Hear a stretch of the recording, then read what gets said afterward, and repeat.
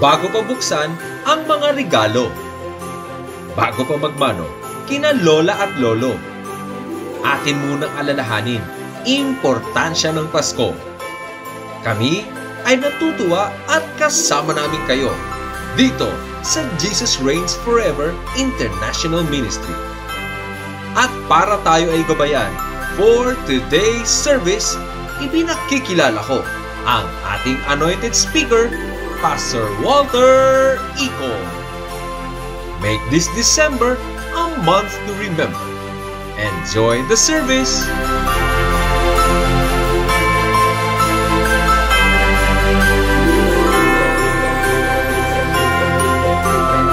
Medyo late na tayo, 5:15 na. So sa pagtatapos ko, tapos na eh. Okay. Praise the Lord. We have come back here in UAE. Safe and sound. Salamat sa mga nanalangin sa amin. And it's good to be back. The mission in New Zealand was successful. Na-start na natin yung church natin doon. Praise God. May God continue to bless the church in New Zealand. At palaguin ng Diyos at mas lalo pang lumawak. Okay? Sa mga naglalayon, nagpipray na pumunta doon, ipiniprepare ni Lord na yung aatinan mo na church. Amen ba? So, praise the Lord. Okay. Hindi ko na patatagalin pa. Inaanyayahan ko kayong tumayo. At babasahin natin ang ating pag-aaralan. By the way, we have our series. Ayan, mayroon po tayo. Of course, yearly na po yan. Mayroon po tayong every Christmas po. Yung nagsiseries po tayo ng Christmas series. And, okay, let's read the passage in Matthew chapter 2, verse 1 to 12. So, pwede bang ipindot nyo na lang dun sa passage? Matthew chapter 2, verse 1 to 12. Okay, written in NCB. New Century Version po yan. Okay, basahin pa natin. 1, 2, 3, go. In the town of Bethlehem in Judea, during the time when Herod was king, and Jesus was born, some wise men from the east came to Jerusalem. They asked, "Where's the baby who was born to be king of the King of Jews? We saw Jesus' stars in the east and have come to worship him." When King Herod heard this, he was troubled, as were all the people in Jerusalem. When Herod called a meeting of all the leading priests and teachers of the law and asked them where the Christ would be born, they answered, "In Judea." The prophet wrote about this in the scripture. "But you, Bethlehem, in the land of Judah, are not just an insignificant village in Judah. A ruler come from you who will be like a shepherd for my people Israel." Then Herod had a secret meeting with the wise men and learned from the exact time they first saw the star. He sent the wise men to Bethlehem, saying, "For the child, when you find him, come tell me so I can worship him too." After the wise men heard the king, they left. The star that they have seen in the east went before them until it stopped above the place where the child was. When the wise men saw the star, they were filled with joy. They came to the house where the child was and saw with him with his mother, Mary. They bowed down and worshiped him.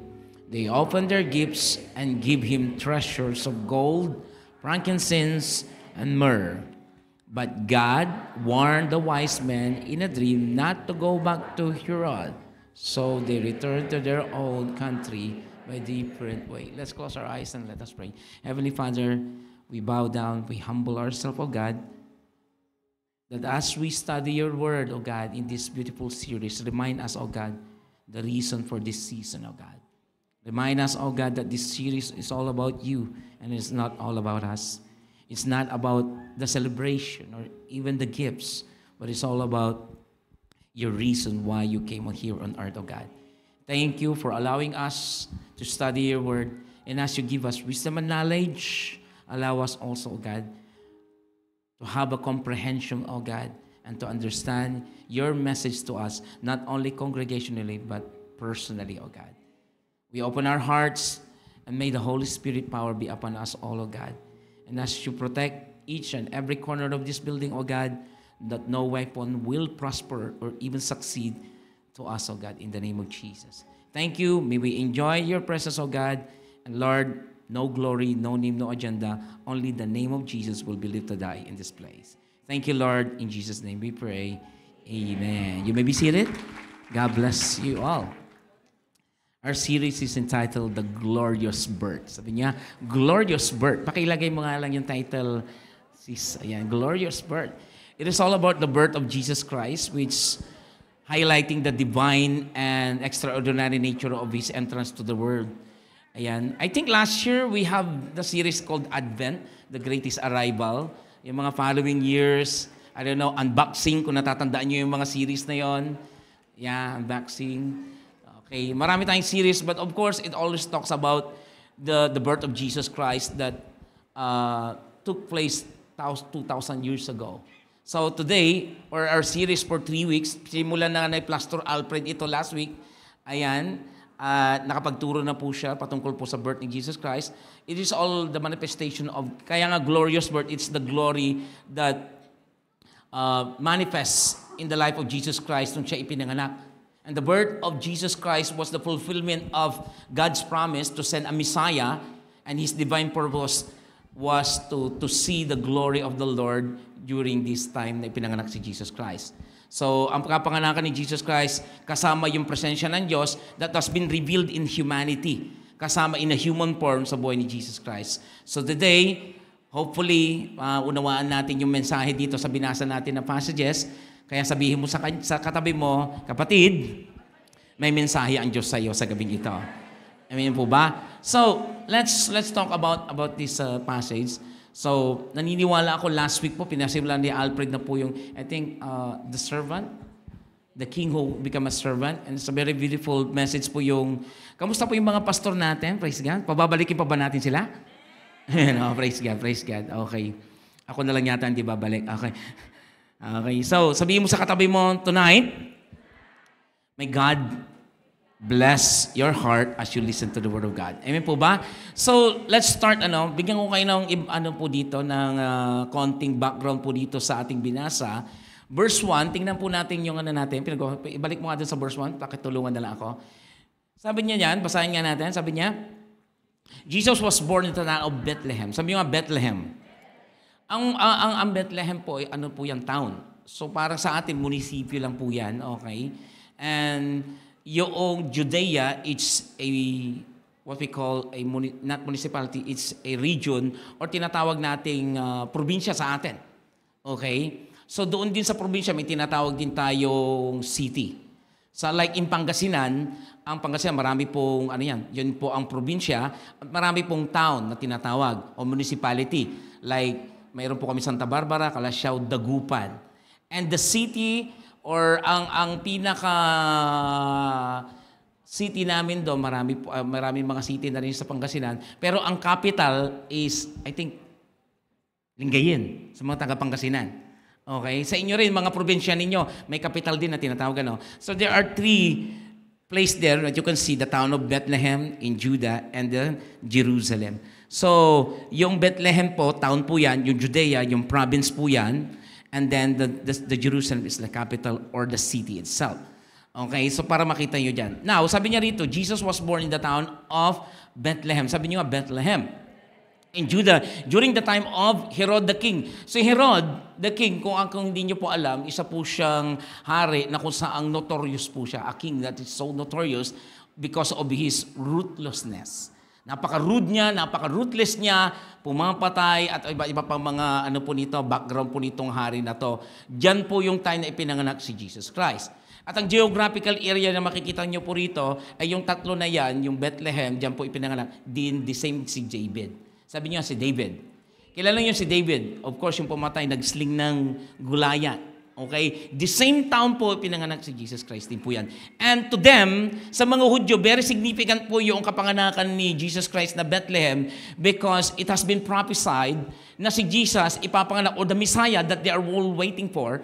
Ang mga Hudyo, inaantay po nilang darating ang Messiah, which is Jesus Christ, the same place na kapanganakan ni David. So, itong time, kaya binanggit po yung lugar na yan para magkaroon po ng significant po ito sa mga nag-aantay sa Messiah, which is our Lord Jesus Christ. So, it has been a fulfilled prophecy po ito na nangyaring ipinanganak po si Jesus Christ. That's why now Jesus was born in Bethlehem. Yung word pa lang yan na Jesus was born in the town of Bethlehem, it is a fulfillment of prophecy na tinatawag. Amen? Sabihin mo nga, fulfillment. Okay? And if you don't know yet, ang propesya ng kapanganakan ni Jesus Christ was long before nag-start pa lang yan sa Genesis. But one of the most significant na propesya kay Jesus Christ in Isaiah. Isaiah chapter 9, verse 6. When a child will be born in a virgin birth. At doon ipinakita po si Jesus Christ, siya po yung itinutukoy doon sa life ni Isaiah in chapter 9. At kung gaano katagal po yung Isaiah to Matthew, it is 700 years. Sabihin nyo, 700 years. Sino narito ang 700 years dito sa atin? Wala pa, no? And then 700 years is very significant. Number, why? Sabihin nyo, why? Kahit na gaano katagal ang pangako ng Diyos, darating at darating yan. Pakitapik nga yung katabi mo, kapag may pangako ang Diyos sa'yo, darating at darating yan dahil ang Diyos ang nangako nito. Amen? Grabe the opportunity to have faith na kapag ang Diyos ang nangako, hindi napapako. Hindi katulad ng, sabi niya, bibigyan niya ako ng gift. Wala pa. Okay. So, that is very important. At ang sabi niya rito, it was the king, Herod. At napaka-ano na nito, bakit pa sa panahon ni Herodes or Herod the king, siya ipinanganak? Because there's also a prophecy na kung saan darating ang time na kapag ipapanganak si Jesus Christ, ay mayroong din propesya na maraming mamamatay na mga bata. And this is the time also that happened nang hinanap po si Jesus Christ na po, later on, nung binasa natin, is pinagpapatay po ng hari na to later on ng mga bata because akala nila, nung akala ng mga magi dito, maiisahan sila ni King Herodes dahil ang sabi niya doon sa verse, I think it's in verse, na kapag nahanap niyo siya, sabihin niyo ako dahil sasambahin ko rin siya, sabi niya sa verse 8. So, hindi lang po yun, makikita niyo rin dito sa verse 1 na yan, sabi niya rito, when Jesus was born, some wise men, sabi niya wise men. Sino rito ang mga wise? Baka wais. Ay. Wise men were, ang mga wise men po, noong unang panahon, they are called magi. It's a Latin word. Okay? At marami tayong mga naririnig dyan, bata pa tayo, tinatawag natin silang wise king, the three wise king, ano pa ba, the three musketeers, hindi, wala musketeer dyan, okay. Sila talaga tinatawag nating mga tatlong hari na dumalo kay Jesus Christ. And, kautan-kauan marami tayong nakikitang mga pictures na si Jesus Christ nasa Belen. Right? At nandun si Jesus Christ doon sa, ano man tawag natin doon? Stable, sa manger. At nandun siya, nandun si Martha tulay, si Mary, si Joseph. And then nandun yung mga tatlong hari, right? Right? But biblically, wala kang makikita talagang pinatutulayan that three kings alone came there in that time. Ang speculation lang nila is, tatlo daw ang haring dumalaw kay Jesus Christ during those time kasi tatlo yung regalo. But they cannot prove it na tatlo talaga yung hari lang. But most probably, sabi ng mga Bible scholar, marami ang dumalaw na hari doon. Probably 5, more than 3. It's not just because may tatlo lang na gift doon, tatlo lang ang pumunta. No, marami, sabi niya doon sa mga Bible scholars. Pangalawa na napansin ko, bakit Belen?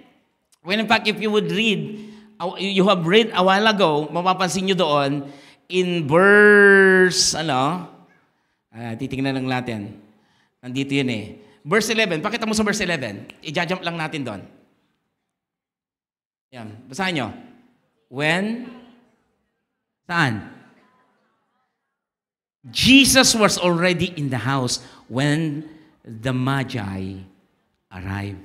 Wala na sa Belen.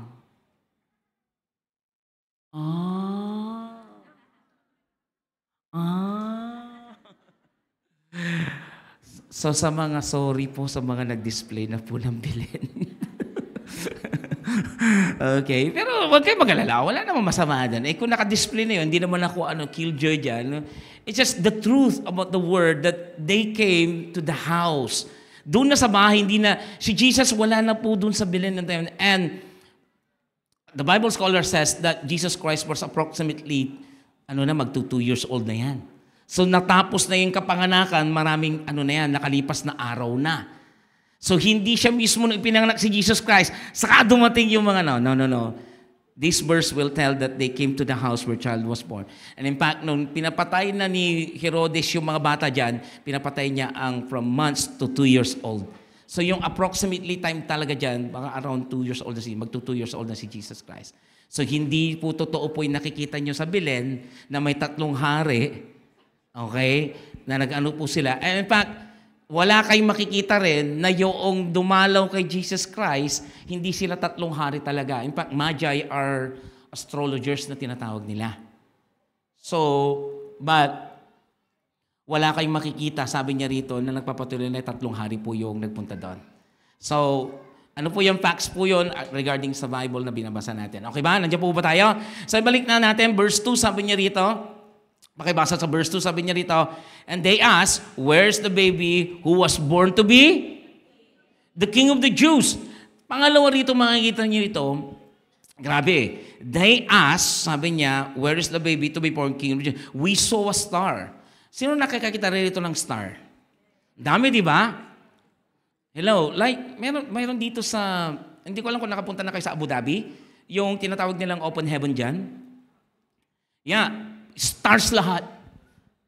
Anong tawag? Nakalimutan ko yung tawag. Hindi ko lang sino nakapunta na rito. Milky Way, yan yung Milky Way na yan. Na doon lang kayo. Talagang parang bumukas talaga ang langit talaga doon. Na makikita mo ng napakaraming star. Pag hindi nyo pa napupuntahan, try nyo puntahan po yun. Lalo ngayon, malamig. Nung taga Abu Dhabi pa kami doon, nagpupunta po kami doon. It's like, hindi ko alam kung magmula sa city ng Abu Dhabi, 2 hours pa ang biyahe doon sa Milky Way, na yan, sa mga nakapunta na doon. So, star. Sabi yung star. And we know that the sun is the smallest kind of star in the Milky Way or in the galaxy. Right? So, probability dito, kung mabasahin nyo to, we saw a star in the east that have come to worship Him. So, nakakita daw sila ng star doon sa east, na yun ang sinundan nila. Nasubukan nyo ng sundan ang buwan? Buwan na lang, makikita na lang yan. Di ba habang sinusundan mo siya, lumalay, di ba? So mamaya yung buwan nandun na, parang umikot siya. Samantalang kung titingnan mo outside the universe, yung buwan siya pala umiikot din. Umiikot din sa earth. What's I'm pointing here? Kasi mamaya mapapansin nyo rin dyan, yung star mismo nag-move. So I don't know this one, I was imagining, ano kaya ang klaseng star yan? Maybe it's a spotlight or Christmas light. Na isang star na kung saan, yun ang pinalo ng mga Magi at tumigil doon mismo sa bahay ng bata. Sabi niya doon, that the star, sabi niya rito sa until sa verse 9, tinan mo sa verse 9, ginajam ko lang, tinan mo sa verse 9.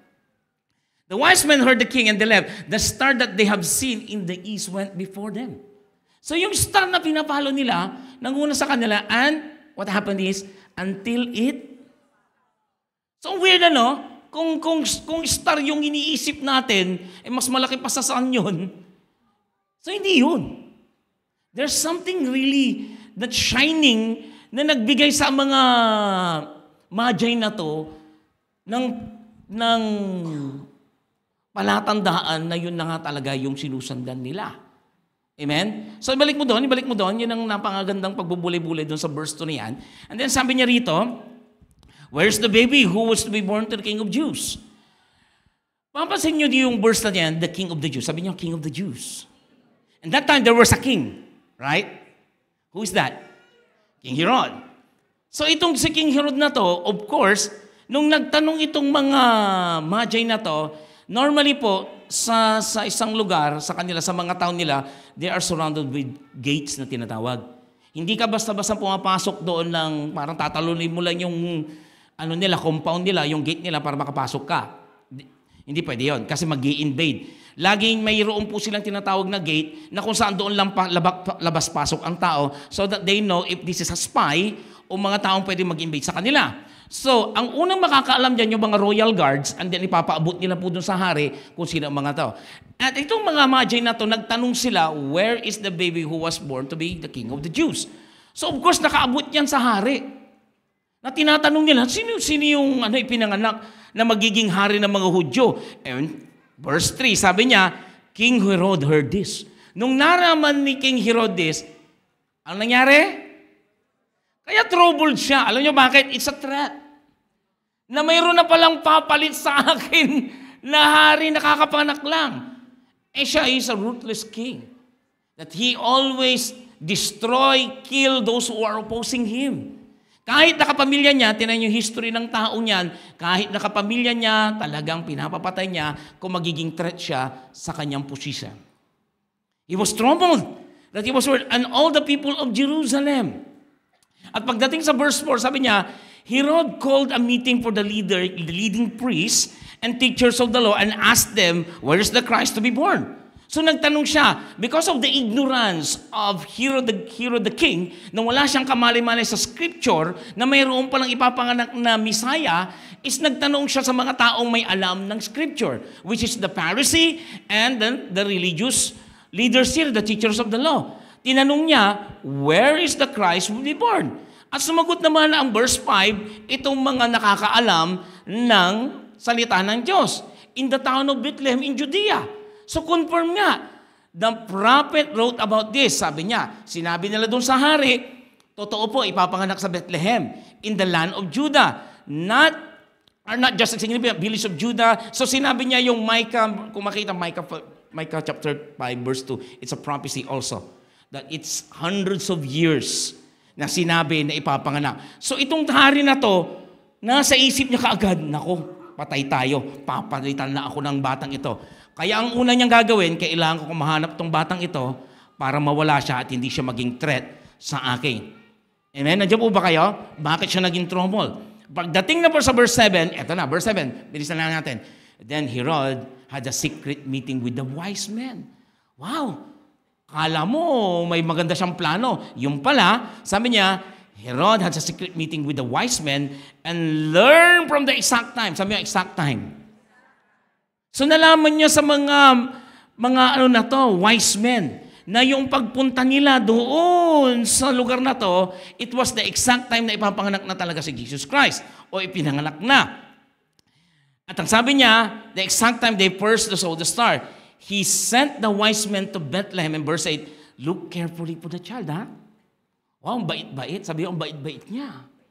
Bakit? Sabi niya, verse 8, he sent the wise men to Bethlehem, saying, look carefully for the child. When you find him, kapag nahanap niyo siya, anong gagawin niya daw? Wow. Worshipin niya daw. I can worship him too.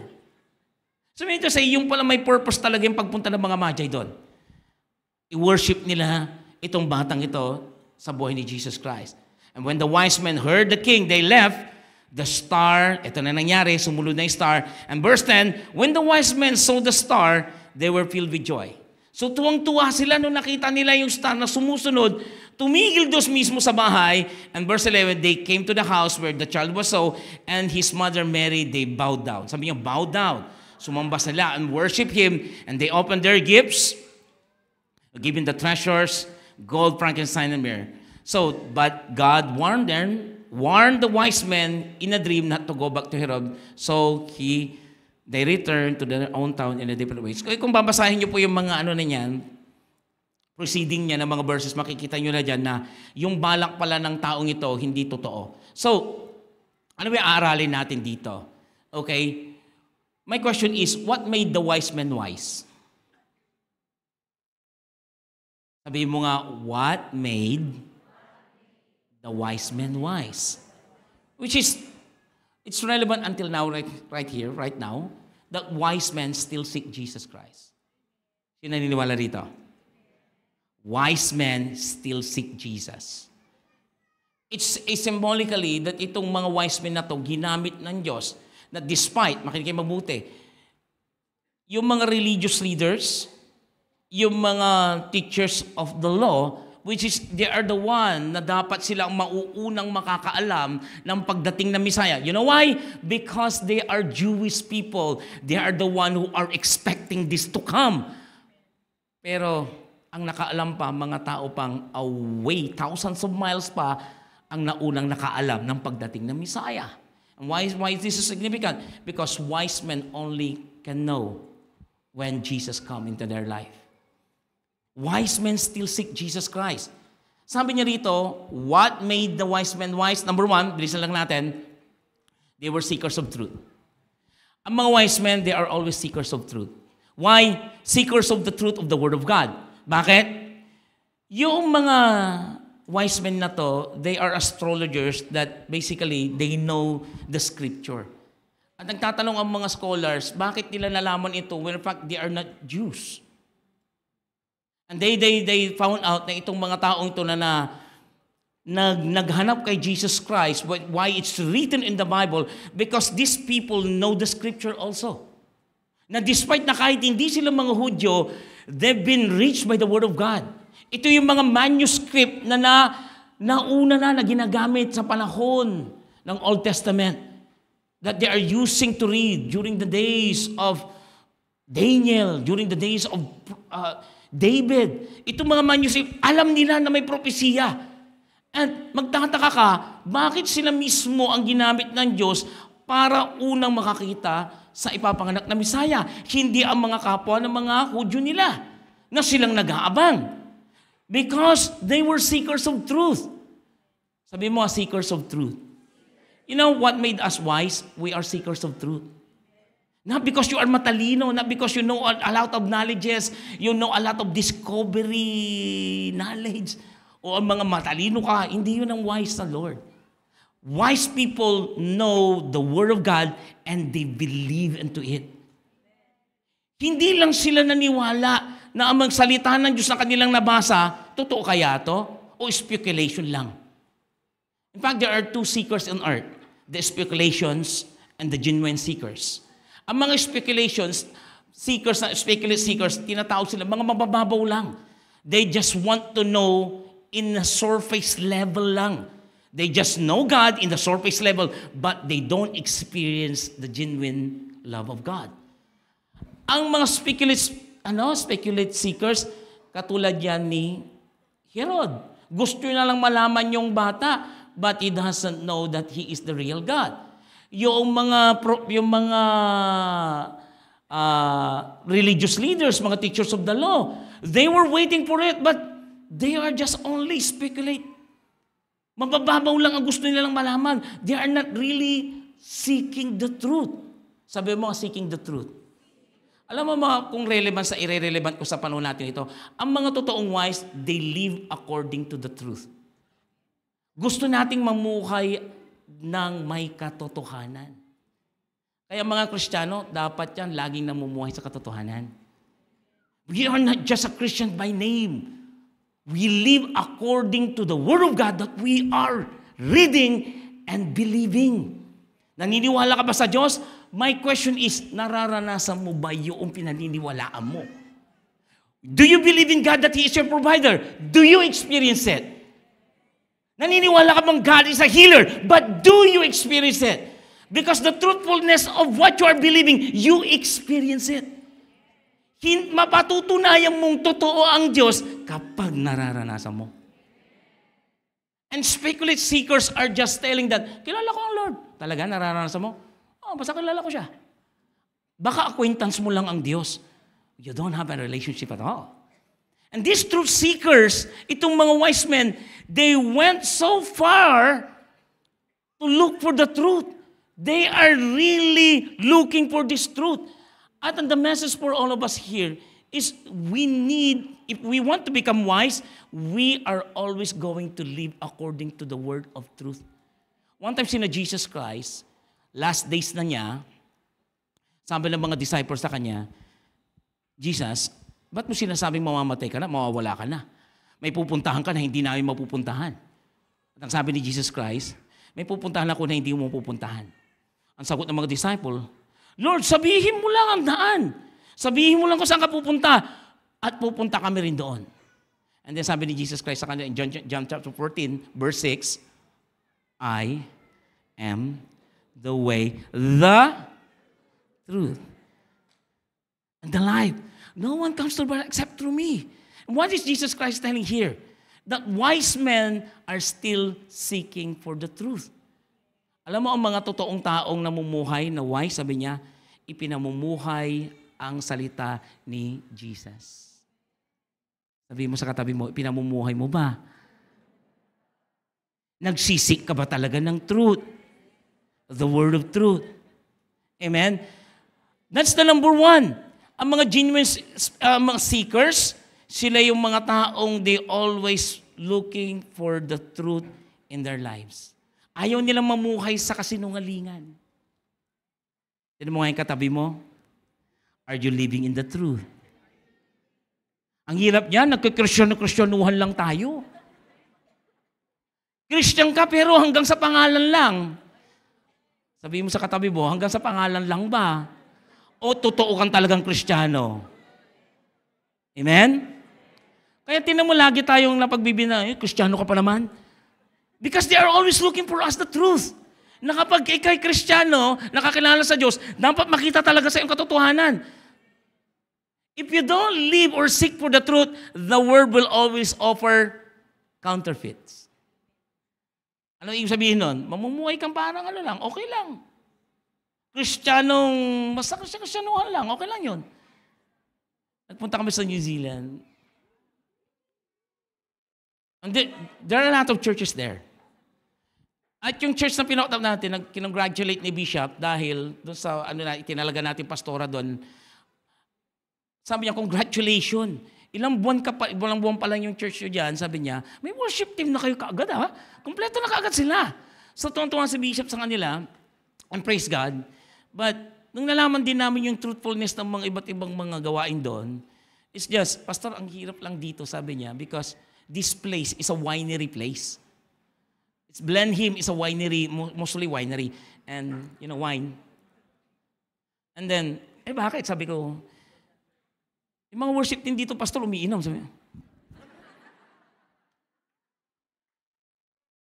parang Dubai, sabi ko. Hindi, joke lang.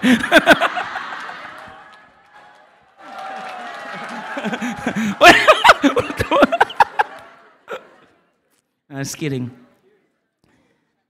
Sabay tanong ba naman sa akin ng isang lalaki doon, umiinom ka, Pastor? Sabi niya, what? Kulang na lang agad sa kanya. Sabihan pa naman ako, umiinom ka, Pastor. It's just because it's normal to them. Na kahit na tumutugtugan, okay lang na magbisyo. Sabi ko, I'm not saying na tayo, okay tayo, mas magaling tayo. But you know what? That kind of living, it's like, for you, di ba parang commission, we are not holier than that. I'm not telling this one, okay? Because there's a standard that they have put in their service. Akala nila truth. Okay lang. But the truth is no. Hello. Gusto niyo ba rito? Welcome to our beloved pastor. Ay, kusta. Our preaching for today. Ayun, sana, antok lang ako talaga kasi mag-alas 3 na sa New Zealand ngayon. Kaya talaga sabi ko, parang hirapan ako tumayo. Sabi ko, nahihilo na yata ako. Sabi ko, wala pang tulog. Buong magdamag talaga ako, walang tulog. Kaya sabi ko kay Mrs. Mami, parang ako droga ako. Hindi naman ako nagdroga. Kaya abangan nyo pag nagagalito na ako. Hello. So, going back, ang hirap nung you know the truth, and then suddenly you saw with someone, he's not living in the truth, parang magka-question ka eh. Do you have really Jesus? And then suddenly, yeah. Yeah. Ano ba yung nag-uwi ka ng, iuwi natin to. Di ba Kristiyano ka? Yeah? Ba't mo iuwi yan? Normal. Hello? Seekers of truth are living according to the truth of the gospel. We don't live in a lie. Kung talagang totoong Kristiyano ka, live according to the Word of God. Hindi ka dual identity. Hindi tayo dapat counterfeit Christians na tinatawag. If we are genuinely seekers, just like these wise men, they really look for Jesus. Why? Sabi na, totoo kaya itong Messiah na to? O Messiah lang talaga to? Talagang hinahanap nila eh. Number 2 that I found out in here is, bilisan ko lang kasi konti na oras talaga na. They were willing to go in any length to find it. Ginawa nila talaga yung nararapat because they have come in a long journey. True wise men sacrifice. True wise men are paying the price. Hello? Sabi yung mga wise men. Ang mga wise men, they really sacrifice. They really pay the price.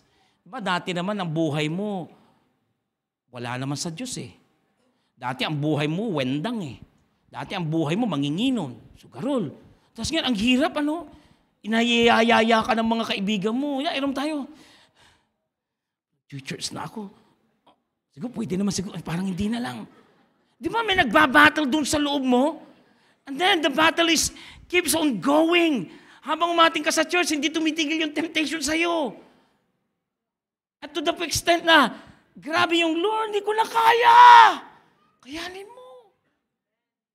Hindi mo, until now, kahit na ang tagal-tagal mo ng Kristiyano, the temptation is still there. They are willing to go in any length to find it. They have come in a long journey. These wise men traveled for a long distance only to find this newborn baby Jesus. Alam niyo ba yung tinravel nila? It wasn't easy, sabi niya. It involves traveling across the desert, enduring uncertainties, facing potential dangers. They didn't know where exactly Jesus Christ. They just believe into the Word of God na dumating na talaga yung Messiah na yon. And they want the truth. Hello. And these wise men, they are persistent in pursuing Christ. Dahil alam nila that when they seek this Jesus and willing to go in an extra length, they will find this truth. Because knowing Jesus Christ, sabi niya rito, is not a one-time decision, sabi niya. Kung sila'y pagod na, wala na, siguro wag na lang, hindi na natin hanapin. Talagang hinalugag nila yan. Pinuntahan nila yan. Alam niyo ba yung lugar ng mga wise men na yan? Accordingly sa kanilang pag-aaral, it was in Iraq or Iran. And going to Israel, by walk, it took them months to cross the desert only to find the truth. Hello? And what is that for us? Are we willing to become wise men, to extend, and to go to any length to find it the truth? Kung minsan nakarinig ka lang ng konting ayaw mo na sumunod ka agad kay Lord. Nakitaan mo nga lang yung kapatid mo na parang, nakaka-stumble. Are you willing to go to extra length to know who really Jesus is? Kapatid, the enemy will always try us to lure us, lituhin ka, para hindi na sumunod kay Jesus Christ. Ang mga disciple, ang mga magi na to, they experience challenges, despite of obstacles, but still they reflect the deep desire to find Jesus Christ. Ikaw ngayon, may question ako sa'yo. Are you really looking for Jesus? And Christmas is a reminder to all of us that the reason for this season is all about Him. It's not about the gifts. It's not about the party. It's not about the colors or what theme do you want in Christmas party or the gifts that you want for this Christmas. It's a reminder to all of us that we must be willing at any extent that we need to know Jesus who really is in our life. Kaya sabihin mo sa katabi mo, let's pursue a long-term commitment to follow Christ. Hindi dapat one-time event lang sa buhay natin ang pagsunod kay Christ. It must be a long-term commitment. Sabi yung mga malayong pagsunod. O ano ba natawag natin doon yung persistent o long-term commitment na tinatawag natin. Sabi ni Paul sa Philippians chapter 3, verse 7 to 8, "But whatever were I gained to me, I now considered loss for the sake of Christ." This was Paul saying sa mga taga-Philippians, sabi niya, alam nyo, ako, sabi niya, I'm willing to go an extra miles of knowing Christ, sabi niya. Kasi sabi niya, whatever I gain, si Paul pa naman, nasa kanya na lahat, na-experience na lahat. Katagumpayan, ruruk ng status ng buhay, status, or laki, lahat na pwede niya idikit sa sarili niya para siya mataas, siya maging sikat. Sabi niya, whatever were gains to me, I now considered loss for the sake of Christ. What is more, I considered everything loss because of surpassing worth of knowing Jesus Christ my Lord. Alam niyo, ang pagkakakilala kay Lord ay hindi lang po ito isang bagay. Ang pagkakilala natin kay Kristo dapat hindi lang yung wala kang binabayarang presyo. You know what? If you want to know Christ, you need to pay the price. You need to willing to obey Him. You need to willing to go in extra length. And sometimes it takes your talent, it takes your time, it takes even your finances to follow Christ. Kung ang pagsunod lang naman kay Kristo, pag upo-upo lang naman dyan, ay pare-pareho na lang tayo sa umupo. Kung ang pagsunod lang naman kay Kristo, ay pakikinig-kinig lang naman sa salita, pare-parehas lang tayo makinig dyan. How about these people who are following Christ by their service and their talents? They practice a lot. Sa tingin nyo yung umawit dito at lumuluhod, inirehearsal nila yun, luluhod tayo doon ha. It's so easy, right? Yung papalo lang ito, papalo lang ako. No, they burn their time. They pray, they ask the Holy Spirit, they practice a lot. Hindi lang ito magaling na talented na gitarista ka o musician ka, pupunta ka na lang rito, kaya mo magpaiyak ng tao kaagad? I don't think so. There were professionals na ang pangalan nila is side A band. Alam niyo sila yung mga side A band? The side A band were very professional. At ang kanta nilang sikat is Forevermore. Ano yung kanta na yan? Yun na yan. Si April Boy Regino yan, pastor eh. Ang mga side A band, magagaling yan. Pero alam niyo, in-interview sila, sabi sa kanya, alam niyo, naiinggit ako sa mga worship team sa church, sabi nila. Bakit? Sabi kay yung vocalista nila, iwan ko ba sila, pag nagpapaawit sila, napapaiyak nila ang tao? In a simple song lang. Hindi naman sila magagaling, sabi niya. Hindi naman sila professional. Pero napapaiyak nila yung tao, sabi nila. Pero kami, ang tagal na namin musician, hindi namin kayang gawin yun, sabi niya. What's the difference of that one?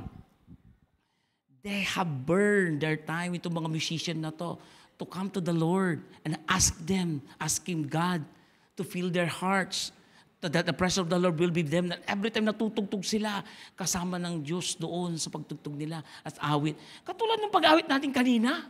Wow, the presence of the Lord is available to all of us. They burn their time also. They pay a lot. Sa tingin nyo, mag-preach dito, binabasa ko na lang dito? Walang tulog to, men.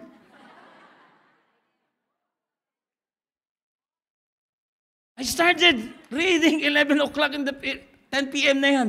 Hindi ko na napansin 6 o'clock in the morning na sabi ko, 6 na.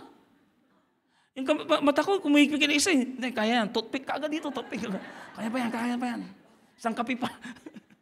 Tapos pinatulog ako ni Miss, matulog ka, sabi niya sa akin. Tulog ako siguro 2 oras. Pero gising yung diwa mo pa. Amen? Totoo ba? Totoo pa naginip lang. Tapos pala nagigising mo. Nandiyan po ba tayo? At sabi ni Paul, sabi niya, for whose sake I have lost all things, I consider them garbage. Biruin mo, sabi niyo, alam mo lahat na nang nag-gain ko sa mundong ito, sabi niya, garbage na lang for the sake of Christ. And that's what you call wise. He is willing to go at any length to find Jesus in his life. Number 3, bilisan ko lang kasi hanggang 10 to They didn't stop until they met Jesus. And that's true. Hindi sila tumigil hanggang makita nila si Jesus Christ. Verse 11 says, they finally came to the place where Jesus was. Tama? My question for you tonight is, have you come to the point of your life you finally know Him? Nandiyan ba yun? O wala? Basahin mo, 1, 2, 3, go. Have you come to the point of your life, you finally know Him? Ito yung excitement nung pagdating ng mga Magi. Ito na yun. Nakita nila si Jesus Christ. Wow. Di sila siguro, I don't know, nanginginig sila. I don't know the reaction. Yung tuwa sila siguro. Sa ilang buwan ba naman ang paghahantay nila na makita nila ito. And finally, they came to the place where Jesus was. And it's relevant to us. Dumating ba sa point sa buhay mo talaga that you finally came to know Him? At alam mo, marami nangyari ito sa mga dito sa loob ng simbahan na ito. Alam niyo kung kailan? Nung nag-encounter ka. Di ba, hindi mo naman kilala si Lord dati ng todo-todo. Kilala mo lang siya ng normal, surface level mo lang sila. Pero nung nag-encounter ka, anong nangyari? You finally came to the point of your life na nakilala mo, na lubusan, si Jesus Christ pala, hindi pala siya religion talaga. It was a relational. And I thank God to the life of those people who finally came to the point na nakilala nyo na siya ng lubusan. By this time, I'm praying na yung pagkakakilala mo sa Kanya during your encounter time ay hindi magtapos doon, kundi magpatuloy pa ito. Because these people, these Magi, they didn't stop until they met Jesus Christ. Sana dumating sa punto sa buhay ninyo na yung pagkakakilala nyo kay Jesus Christ is not just an ordinary name to your life. That you cannot live to the point of your life na hindi ako kaya mabuhay na wala si Jesus. Na dumating ka sa punto sa buhay mo na si Jesus hindi mawala na lahat, wala si Jesus sa buhay ko. Na dumating sa buhay mo na ang tingin mo na kay Jesus Christ, Lord, kahit na naman mangyari, I may lost everything, but Lord, wag lang ikaw. These people are talagang in-exert nila talaga yung effort na makapunta sila rito. And now, they have met Jesus Christ. Ano yung sabi niya rito? I read this one. Sabi niya rito, the key is that we do not stop seeking Jesus Christ until we reach to the place that we can say, I have encountered Jesus Christ. Dumating ba sa punto mo talagang, Lord, katulad ni Paul, nakita niya si Jesus Christ in a shining light, nahulog siya sa kabayo, at ang sabi niya, sino ka? Sabi niya. Sabi ni Jesus Christ, ako si Jesus Christ na pinipersecute mo. And from that moment forward, that moment alone, hindi na siya tumalikod kay Lord. I pray na yung tunay na encounter mo kay Lord, kahit na ano pang makasalubong mo, hindi mo na iiwanan ang na-encounter mo kay Jesus Christ. Na kahit lumabas na kayo rito, na kahit na magbago ang timeline ng buhay mo, tumanda ka, magkaanak ka, magkaapo ka, you will follow all the days of your life na si Jesus Christ. Na kahit na may next generation, yung bang ililibing ka na, alam mo na yung susunod na henerasyon, na susunod at susunod, ay susunod na kay Lord yan. Yun ang maging impact niya sa buhay mo at sa buhay ng mga taong nagmamahal sa'yo. Verse number 4, bisan ko pa, alas 6 na, ang bilis talaga ng oras. They came for the right reason. Sabi nga, they came for the right reason. We have come to worship Him. And yun naman talaga. Pumunta sila doon to worship Him. Ano yung dala-dala nila? Niready nila eh. Ang kagandahan sa kanila, ang tagal nilang hinahanap, hindi sila sumuko, at noong nahanap nila, ito maganda. Hinanda talaga nila yung ibibigay nila kay Jesus Christ. It's not a leftover gift. It was a well-prepared gift that they want to give to Jesus Christ. Ano nila, ibibigay nila kay Jesus Christ? Titindi na mga binigay sa kanila. Gold, frankincense, and myrrh. Hello. That's why in verse number 5, they gave Jesus the best that they have. The best. Ano yung binigay nila? Ano yung binigay nila? The gold, which represents the precious metal for the king. Frankincense, used for the temple to worship God. Itong nakakapagtaka yung dulo eh. Yung myrrh or yung myrrh na tinatawag nila. Pang-embalming yun eh. Siguro kung meron kayong tinatawag na baby shower, tas ang regalo nila yung pag-imbalsa mo. At totoo, kasi ang myrrh is a spice used to embalm a body for death. They know that this Matalino talaga tong mga to eh. Alam nilang yung scripture. Na yung iriregalo nila, a gold for a king, which is Jesus Christ is really a king, frankincense, which is a gift for the worshiping of God, and lastly, is yung myrrh, a spice to embalm a body, which it represents the death of Jesus Christ later on. That Jesus Christ was born to die. They know it. Hindi lang sila naniniwala na si Jesus Christ ay ipapanganak na Messiah, kundi mamamatay din siyang Savior of this world. Hello? Ang tindi ng gift nila. At itong mga gift po nila, number 5 that it says, they give Jesus the best that they have. They bow down and worship Him.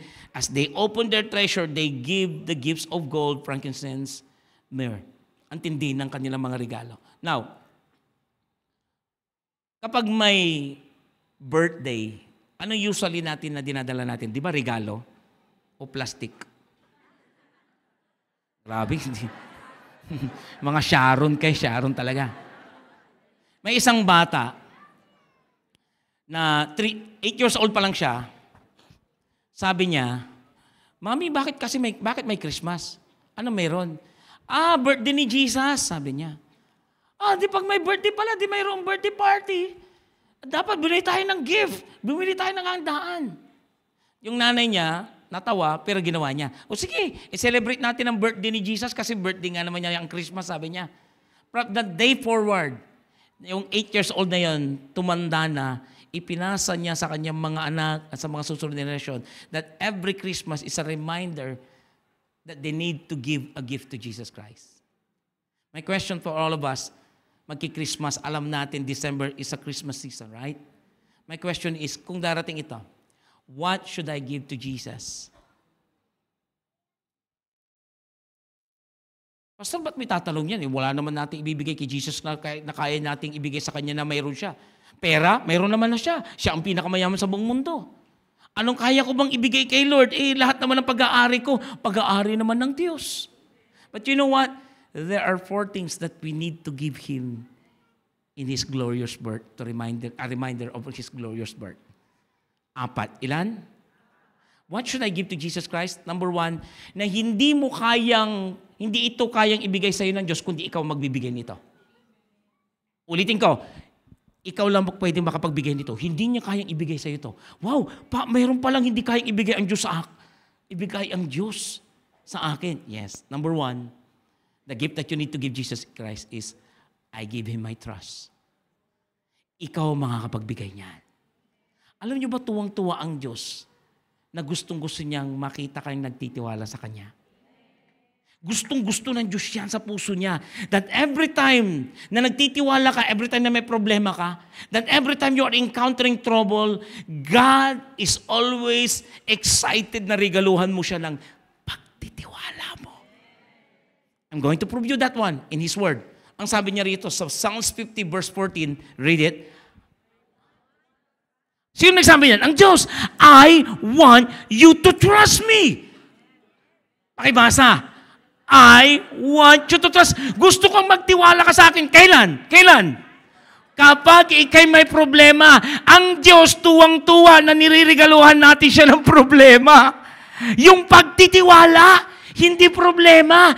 Pagtitiwala, Lord, kahit may problema ako, naniniwala ako, ililigtas mo. Because He said, so I can rescue you and give me glory. Every time we trust Him, it always connects to the glorious birth of Jesus Christ. Kaya gustong-gusto ng Diyos yung ibigay mo yung regalo mo sa Kanya. Lord, here's my gift. Lord, aburido kasi ako eh. I'm trusting you that you will move into my situation. And I don't know your situation right now. But that's a beautiful gift that you can offer to the Lord right now. Balutin mo ng panalangin. Balutin mo ng pagsamba. Yung regalong pagtitiwala sa Diyos. Because He said, I want you to trust me. Magtiwala ka sa akin. Because in times of your trouble, I can rescue you. Dito ang kagandahan, you can give me glory. Dahil pag ang Diyos ang nagligtas sa iyo, walang ibang mapapapurihan kundi ang Diyos lamang. Pwede ba natin palapakan ng Diyos? Yan ang regalo mo ngayon. Wala ka pang anak, magtiwala ka sa Kanya. Wala ka pang trabaho, magtiwala ka sa Kanya. Wala pa yung approval, magtiwala ka sa Kanya. Wala ka nang makain ngayon, humingi ka, punta ka sa cell group, marami yan.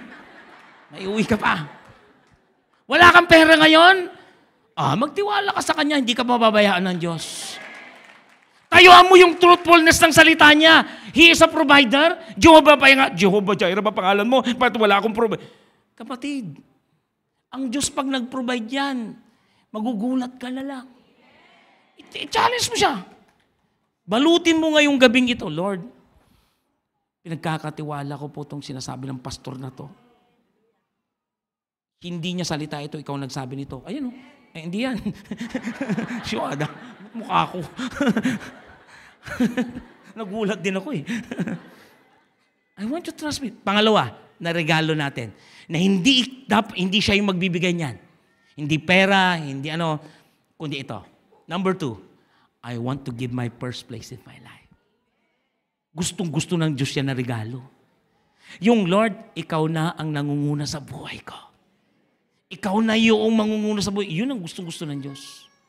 That the day you ask Jesus Christ to enter in your life, Lord, pangunahan mo na po ako. Hindi ako papayag na mauna ang ibang bagay sa buhay ko, kundi ikaw. Gustong-gusto ng Diyos yan na regalo. Seek the kingdom first of God and His righteousness, and all other things will be given to you as well. Sabihin mo sa katabi mo, alam mo, pag hindi regalo mo sa Diyos to, lahat ng kailangan mo daw. Wow, sino rito mo yung nangangailangan ngayon? Boyfriend, kasama yan dyan. Malinaw. Unahin mo ako at ang aking kaharian, ang aking righteousness is, sa Tagalog yan is, ano ba Tagalog ng righteousness? Kabanalan ba? No. Katuwiran? Pari rin? Pwede rin? Sige na, yun na yun. Okay. And all other things will be given to you as well. So I give Him my first place. Unahin mo siya. Sa lahat ng bagay, pagkagising mo, unahin mo siya. Diba? Sa New Year, unahin mo rin siya. Sa lahat ng bagay, unahin mo siya. Sa iyong finances, unahin mo siya. Give first place Jesus Christ in your life, and you will be given also a special treatment of God, because He has promised here that all these things that you will be, things that you given to you as well. Number 3, apat lang ito. I give Him my heart. Grabe, ang ganda nito. Psalms 37 verse 5 says, worship team, can I ask for you to come here? I give Him my heart. Psalms 37 verse 5 says, open up before God. Sabi ko nga, open up before God. Magsabi ka kay Lord, heart to heart. Sabihin mo talaga sa Kanya, Lord, ito yung nararamdaman ko, the good, the bad, and the ugly. Tell to Him everything. I-open mo sa Kanya. And He says in here, keep nothing back. Huwag ka magtatago sa akin, because He will do whatever needs to be done. Yan ang gusto ng Diyos yung marunong ka mag-open sa Kanya. Parang may maitatago naman tayo sa Kanya, wala naman I-open mo sa Kanya, iiyak mo sa Kanya, iluhod mo sa Kanya. Yun ang gustong-gusto ng Diyos. Meron yung kantang, Lord, I give You my heart, I give You my soul, I live for You. Gustong-gusto ng Diyos yun. Walang ibang bibigyan ka ulit ng Diyos ang puso. No. Give your heart to Him because it matters to Him. Kung mayroon kang babalutin ngayon sa December, eto, balutin mo ang puso mo. Pero huwag kang magpapabypass, ha? Ito, Lord. Mamatay ka. Walang galang. Tandaan niyo to. Whatever costs you value. Kasi what is your heart? Ano ba yung puso mo talaga? It is the one that you love. It's the one that you value. It's the one that you care about. It's the one you treasure. Yan ang laman ng puso mo Tama? Di ba whatever you cost you value? Bumili ka ng sasakyan. Di ba may value na sa'yo yan? Bumili ka ng gold, may value na sa'yo yun. Bumili ka ng cellphone, may value. Pag nawala. Kasi binavalue mo And God is saying, whatever you value in your heart, whatever you treasure in your heart, give it to me. Ano ba yung pinoproblema ng puso mo ngayon? Ibigay mo, balutin mo. Ay nako, sabi ko sa'yo, yung problema lang kinakaharap mo ngayon, yung ano bang tawag dito, yung masyado ka ng hindi ko na alam gagawin ko, Lord. Stress ka na, ibigay mo sa Kanya ngayon. Ibigay mo sa Kanya. I give Him my heart. At ang sabi niya rito, wherever your treasure is, your heart will be also. Just give your heart. And lastly, na pinakamahalaga sa lahat is, number 4 is, I give other people, i-rephrase ko yan. I bring other people to Jesus. It's a beautiful, right? It's a reminder to all of us that it's not all about us only. It's also the other people that we bring to Jesus Christ. I thank God sa mga dito, nagdala ng kanilang mga regalo, mga first-timer natin. I thank God sa mga buhay ninyo. That's a beautiful gift. Alam niyo yung mga, yung mga na-invite nyo na nagtuloy-tuloy na? Sabi ni Lord, gusto ko mga regalo yan. And I thank God that our church is very vibrant in winning souls. I thank God for allowing us to bring other people to Christ. Ang hirap kayo mag-invite. Sa totoo lang. But you have your gift. Salamat sa buhay ng mga patuloy na nag-invite, and hindi para sa church na to, kundi sa puso ng Diyos. Ang sarap nito eh. Because for God so loved the world that He gave His only begotten Son, that whosoever believes in Him will not perish but have an everlasting. That's Christmas is all about. Sabi pa nga niya sa Luke 14:23, last verse, go out to the highways and countrysides and urge everyone you will find to come in so that my house will be full. These are the beautiful gifts that we could give to the Lord. Number 1, ano yung number 1 na gift natin sa Kanya? It's my trust. Pagtiwala sa Kanya. Pangalawa, gawin mo siyang una sa buhay mo. Pangatlo, ibigay mo yung puso mo.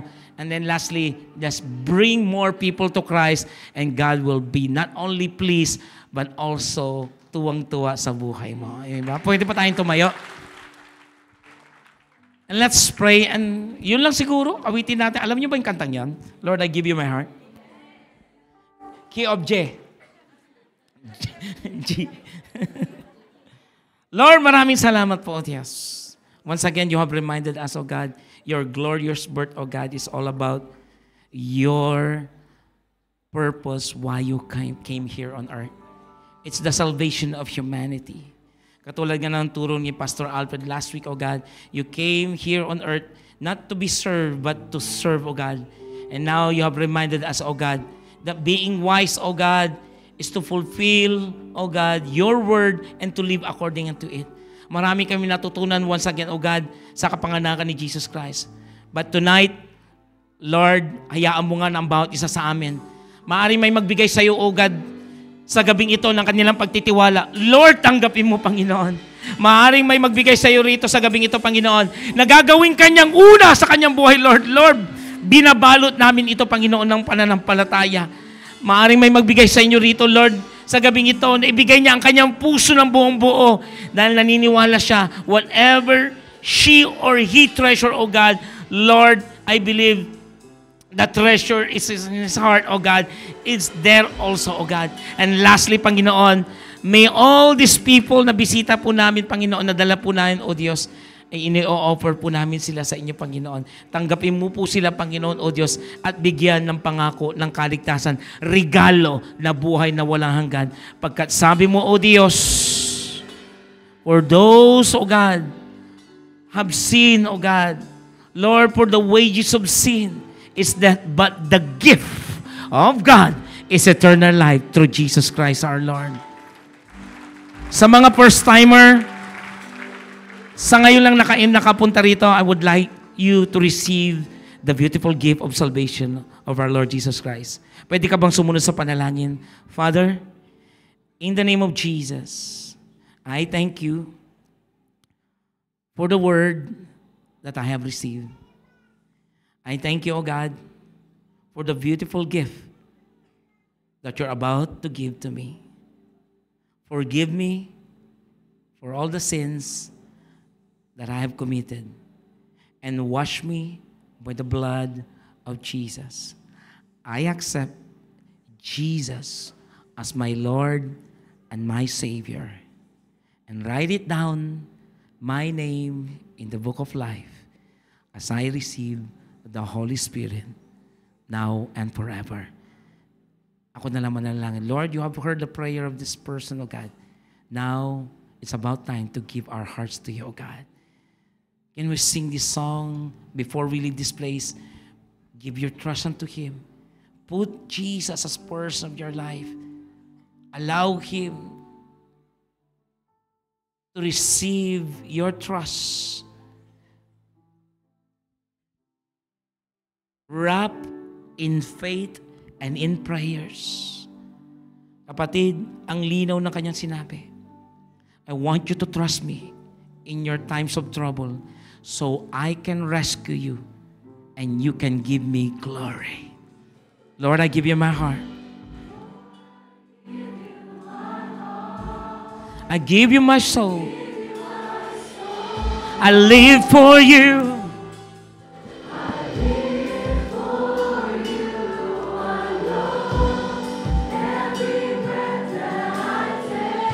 Every moment. Sige, habang nakapikit ka ngayon, just close your eyes and raise your hand and glorify Him with this song. I give you my soul. I live for you, Lord.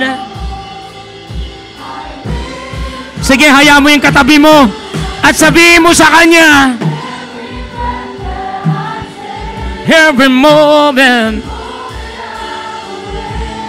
Lord, have your way. Once again, sabihin mo, Lord, I give you my heart. I give you my soul, 'cause I live for you, Lord. I live for you. Lord, lahat na nagbibigay ng regalo ngayon sa iyo, O Diyos, ay patuloy na tanggapin sa iyong kaluwalhatian. Hayaan mo ang iyong mga kamay aabutin ang bawat regalo, pagtitiwala, pagbibigay ng una ka sa kanilang mga buhay, ang kanilang mga puso. Yes! All together right now! Every moment, Lord, have your way.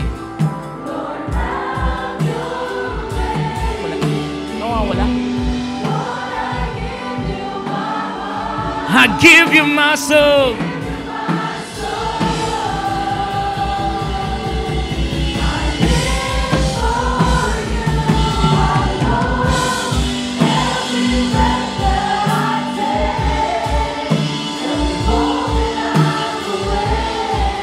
Lord, have your way in this place.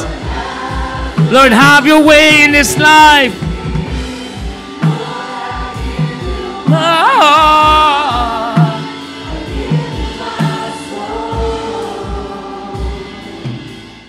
I live for you. Every moment, Lord.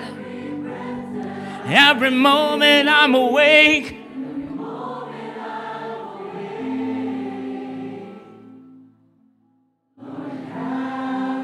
Can you sing it once again with all your heart?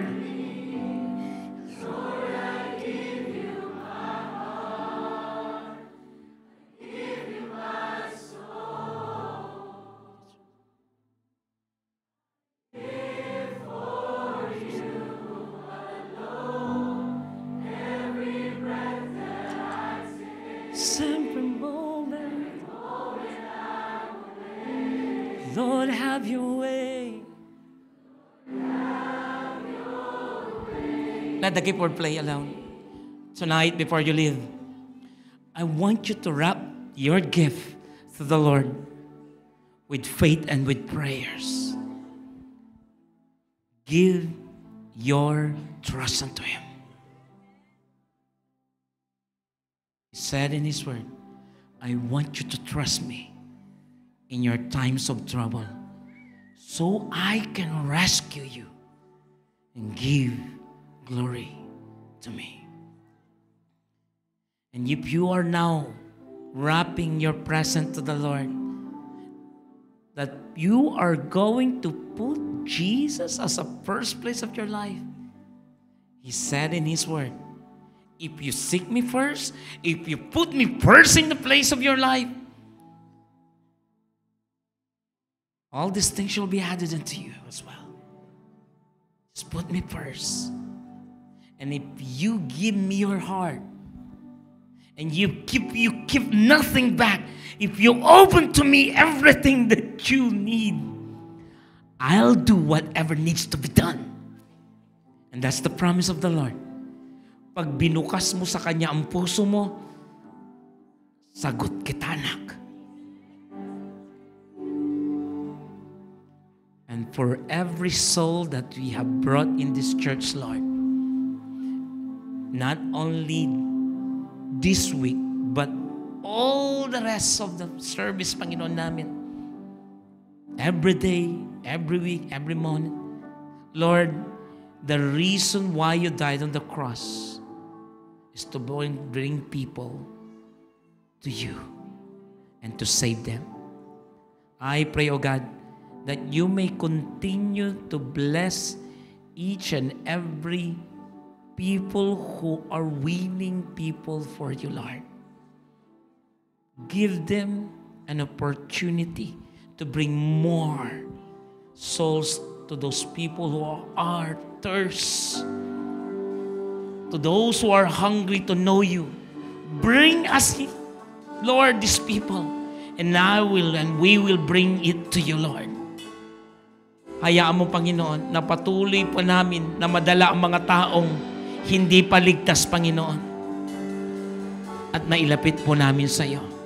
And as we leave this place, I pray that every gift that has been given to you, Lord, has been accepted into your throne. Before you leave, I want you to raise your hand once again. Lord, I don't know the trouble of this person. I don't know what is the gift that you're about to give to the Lord or you have given it to the Lord. But surely, 100%, kung puso man ito, you have put first place God in your life, or even your trust, or new soul, God is pleased on what you have given unto Him. May all the works of thy hand na nakataas ngayon come to prosper. And if you need healing right now, may the hand of the Lord be upon you.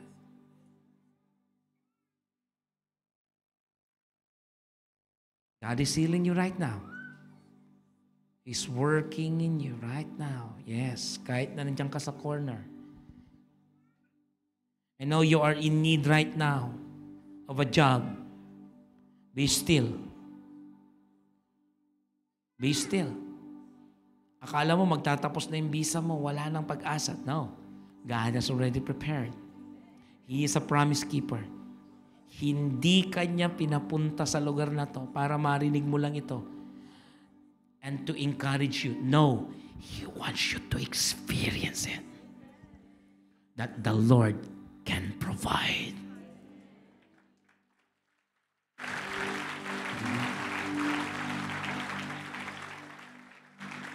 You believe that God is a miracle, that the Lord provide, believe also that He is a miracle worker. Na wala ka nang magagawa, pero siya mayroon pa. I want you to raise your hand. If there's an impossible thing in your life right now, there's an open heaven right now for you. Alam ko wala ka ng kakayanan, alam ko wala ka ng kayang gawin dito, but God has a plan and He is about to do it in you. Now that you have put your trust unto Him, He will never deny His word. I want you to trust me in this. This is your trouble. This is your problem. I can rescue you so that I will get that glory. Excited si Lord ngayon na matupad ngayon yan sa buhay mo. Why? Because He will receive glory for that trouble that you are into right now. Yes, Lord. Receive the glory, honor, and power. Can you give the glory unto the Lord once again? The best clap, the best worship, the best praise. Can we shout hallelujah? Can we shout praise the Lord? Can we shout thank you, Jesus? And as we leave this place, once again, Lord, you have brought us here together, safe and sound. We know that we will go home blessed, safe and sound once again, Lord. And every people, Lord, na mamimit ng mga taong ito, they will be, Lord, surprised and they will be blessed with this person, oh God, because they are carrier of God's presence right now, oh God. Thank you, Lord. Thank you, Jesus. Lord, once again, we thank you for this beautiful service, oh God. And we are excited for the next service, oh God, because you have prepared once again, Lord, a beautiful message for all of us. And receive the peace of God as you go home. Philippians 4:6, binibigay ko sa iyo, kapatid. Philippians 4:6-7, inilalagay ko that the peace of God that transcends beyond all your understanding will guard your heart, will guard your mind in Christ Jesus. May the peace of the Lord be upon you. The Lord bless you and keep you. The Lord make His face shine upon you and be gracious to you. The Lord lift up His countenance upon you and give you peace. So mainyo ang pag-ibig ng ating Ama, biyaya ng kanyang bugtong na anak, ang Panginoong Kristo at ang pakikisa ng Banal na Espiritu at ang lahat ng nakaranas ng presensya ng Diyos magsabi ng Amen. Kung mamay ka ng dalawang tao at sabihin mo sa Kanya, God bless you more!